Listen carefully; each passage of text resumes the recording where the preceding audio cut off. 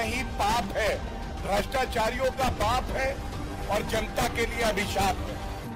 अब पूरे देश में माहौल बन रहा है कि मोदी जी नहीं चाहिए, अरविंद केजरीवाल जी को एक मौका देना है। नमस्कार। गुजरात में होने वाले विधानसभा चुनाव पर पहली बार बड़ी एजेंसी के आंकड़े सामने आ चुके हैं और इसी बीच अगर बात की जाए तो लेटेस्ट सर्वे के हिसाब से गुजरात में परिवर्तन या फिर खिलेगा कमल, इसको लेकर 182 सीटों पर टाइम्स नाउ का ओपिनियन पोल सामने आ चुका है।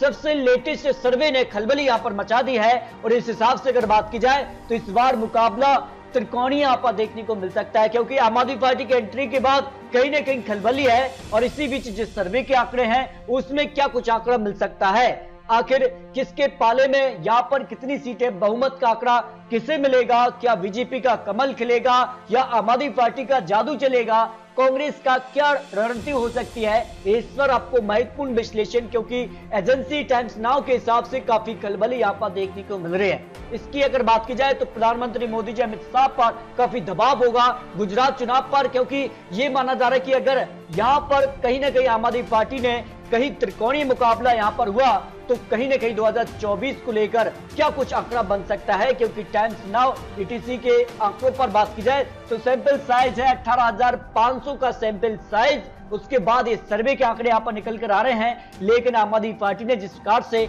यहाँ पर गुजरात को लेकर अपनी दावेदारी पेश की है, क्योंकि यहाँ पर बात की जाए तो जिस प्रकार से वो यहाँ पर बिजली बिल को लेकर हो या फिर फ्री की जो योजना है वो दिल्ली मॉडल कहीं ना कहीं गुजरात में लाने का वादा करते नजर आए हैं, तो आम आदमी पार्टी क्या गुजरात में 300 यूनिट बिजली के दम पर क्या पकड़ बना पाएंगे, इसको लेकर प्रधानमंत्री मोदी जी की क्या रणनीति हो सकती है, क्या एक तरफा बीजेपी जीतेगी या फिर कहीं ना कहीं कड़ी टक्कर उनको मिलेगी, इस पर आपको महत्वपूर्ण विश्लेषण जो कि बड़ी एजेंसी के आंकड़े निकल कर आ रहे हैं। तो सबसे लेटेस्ट सर्वे की शुरुआत करते हैं कुछ बड़े यहाँ पर मुद्दों के साथ, उसके बाद आपको फाइनल में ओपिनियन पोल 182 सीटों पर क्या खिलेगा कमल या फिर जो सत्ता परिवर्तन देखने को मिलेगा, इसमें अगर बात की जाए तो गुजरात में सबसे बड़ा मुद्दा क्या हो सकता है। इससे पहले भी जो विधानसभा चुनाव हुए थे 5 राज्यों में से 4 पर भारतीय जनता पार्टी और 1 राज्य पर आम आदमी पार्टी ने कब्जा जमाया था, जबकि कांग्रेस यहां पर एक भी राज्य में सरकार बनाने में असफल रही थी। इसी बीच अगर बात की जाए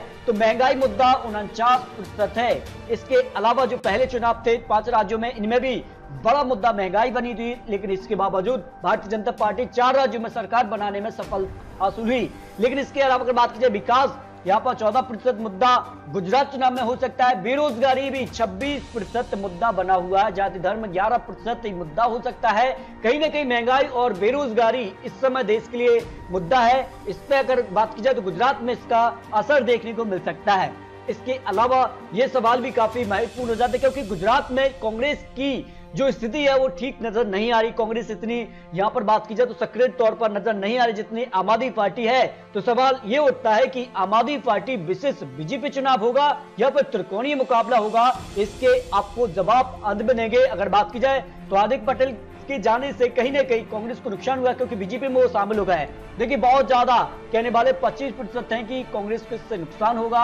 औसत आंकड़ा जो 7% है, कम नुकसान कहने वाले 32% हैं। कह नहीं सकते ऐसे 36% लोग आ जाते हैं, क्योंकि एक कांग्रेस के बड़े चेहरे कांग्रेस के लिए गुजरात में थे, अब वो बीजेपी में शामिल हो चुके हैं। इसके अलावा बात की जाए तो अगला सवाल जो है, गुजरात में आम आदमी पार्टी को कितना बड़ा फैक्ट मानते हैं लोग, क्योंकि गुजरात कहीं ना कहीं एक बड़ा राज्य हो सकता है, क्योंकि 2024 के लिए एक बड़ा संकेत यहां से मिलेगा। अगर यहां पर बड़ा उलटफेर हो जाता है तो कहीं ना कहीं 2024 फिर एक बड़ा यहां पर कह सकते हैं कि मुकाबला टक्कर देखने को मिलेगी। इसमें अगर बात की जाए किंग मेकर के रूप में यहां पर 33% लोग मानते हैं कि आम आदमी पार्टी गुजरात चुनाव में किंग मेकर हो सकती है, जिस प्रकार से यहाँ पर तीसरी बड़ी पार्टी वो बन सकती है, दूसरी बड़ी पार्टी बन सकती है, किंग मेकर की भूमिका में आ सकती है। कांग्रेस को चुनौती देंगे 16%, क्योंकि इससे पहले भी आपको जो आंकड़े दिखाए हैं उसमें भारतीय जनता पार्टी अपना जो वोट शेयर है वो बरकरार रख रही है, लेकिन कांग्रेस का जो वोट शेयर है उसमें गिरावट देखने को मिल रही है।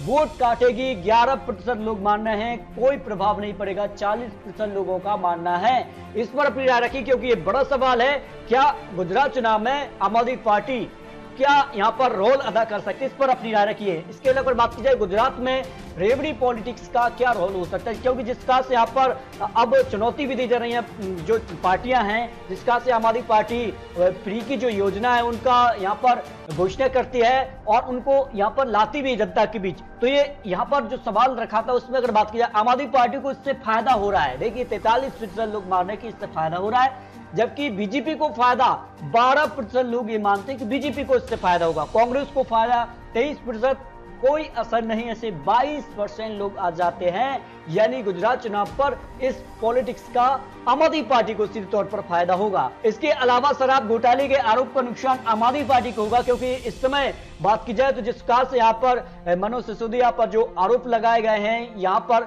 तो इसका असर आम आदमी पार्टी को कितना नुकसान यहाँ पर हो सकता है, क्योंकि देश में इस वक्त अगर बात की जाए तो केजरीवाल विशेष प्रधानमंत्री मोदी जी की यहाँ पर चर्चा ज्यादा देखने को मिल रही है। इसी बीच ये सर्वे के आंकड़े हैं, इस पर अगर बात की जाए तो बहुत ज्यादा नुकसान कहने वाले 40% हैं कि इससे आम आदमी पार्टी को नुकसान होगा। मामूली नुकसान कहने वाले 11% हैं, कोई नुकसान नहीं होगा 28% है, कह नहीं सकते ऐसे 21% लोग आ जाते हैं इस सवाल पर जो यहाँ पर प्रतिक्रिया दिखी है। इसके अलावा अगर बात की जाए तो क्या बीजेपी को गुजरात में वोट वादा जो उन्होंने पूरा किया है नहीं, इससे पहले जो विधानसभा चुनाव 2017 में हुए थे और एक तरफा 1996 से लेकर अब तक भारतीय जनता पार्टी गुजरात में छत्र यहाँ पर राज करती नजर आ रही है। यानी 26 साल का कार्यकाल हुआ है और अब 2022 चुनाव है, और ऐसे में क्या जनता मूड बदलेगी या फिर क्या आंकड़ा बनेगा, इस पर देखिए हाँ कहने वाले लगभग जो उन्होंने वादे किए हैं 45% लोग मान रहे हैं कि हाँ बीजेपी ने जो गुजरात चुनाव में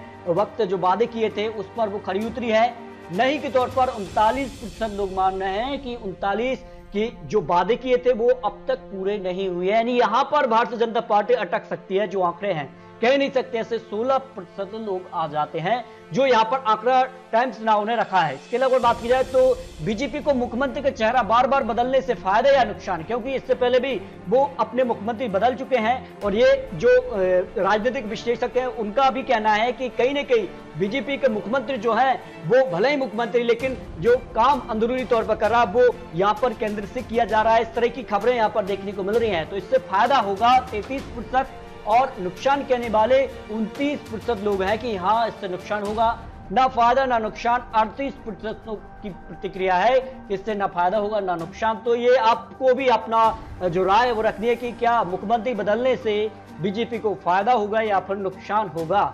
इसके अलावा क्या चुनाव में ध्रुवीकरण का मुद्दा हावी रहेगा, हाँ कहने वाले 42% लोग हैं, नहीं के तौर पर 29, हो सकता है ध्रुवीकरण का मुद्दा 10% लोग आते हैं, जबकि कह नहीं सकते ऐसे 19% लोग आ जाते हैं।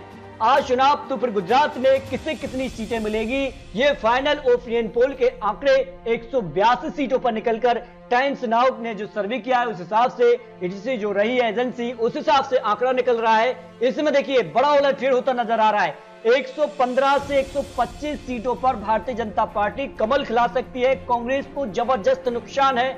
77 सीटें उन्होंने 2017 चुनाव में हासिल की थी, उसके बाद उनका जो आंकड़ा है उसमें भारी गिरावट देखने को मिल रही है। 39 से 44 सीटों पर आ रही है आम आदमी पार्टी को, यहाँ पर 13 से 18 सीटें, यानी 2017 में आम आदमी पार्टी ने 29 सीटों पर चुनाव लड़ा था, एक भी सीट पर उनको जीत नहीं मिली थी, लेकिन इस बार वो 13 से 18 सीटों पर इस वक्त आ रहे हैं। आने वाले वक्त में क्या होगा ये तो आने वाला वक्त ही बताएगा, लेकिन ये आंकड़ा आज की स्थिति का है, आज चुनाव होते हैं तब का ये आंकड़ा है। अन्य की बात की जाए तो 2 से 4 सीटें अन्य के पाले में जा सकती हैं।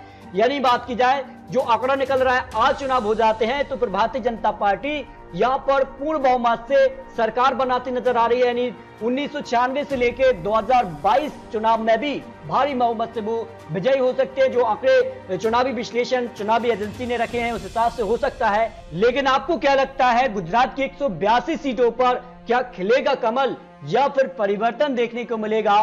क्या कांग्रेस यहाँ पर कड़ी टक्कर देगी या फिर त्रिकोणीय मुकाबला देखने को मिलेगा? आम आदमी पार्टी को कितनी सीटें जा सकती हैं? इस पर अपनी राय कमेंट बॉक्स में जरूर रखिए, क्योंकि ये तो चुनावी आंकड़े चुनावी अनुमान है। आने वाले वक्त में किस प्रकार की घोषणाएं होती हैं, किस प्रकार से यहाँ पर चुनावी वादे होते हैं और किस पार्टी से कौन निकलकर किस पार्टी ज्वाइन करता है, उसके बाद आंकड़े और समीकरण काफी बदलते हैं। तो अपनी राय कमेंट बॉक्स में जरूर रखिए। मिलते हैं सटीक महत्वपूर्ण विश्लेषण के साथ, तब तक के लिए जय हिंद जय भारत।